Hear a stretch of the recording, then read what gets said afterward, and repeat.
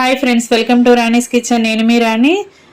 తక్కువ టైంలో టేస్టీగా గారెలు అనేవి చేసుకోవచ్చండి. గారెలు ప్రాసెస్ చేయాలి అంటే మినపప్పు నానబెట్టడం, కడగటం, రుబ్బటం, మిక్సీ జార్ని కడుక్కోవటం లేదా గ్రైండర్ని కడుక్కోవటం అంత శ్రమ అనేది లేకుండా అప్పటికప్పుడే గారెలు అనేవి చేసుకోవచ్చండి. ఆ ప్రాసెస్ అంతా చూడాలి అంటే ఛానల్ని ఓపెన్ చేసి వీడియోని చూడండి.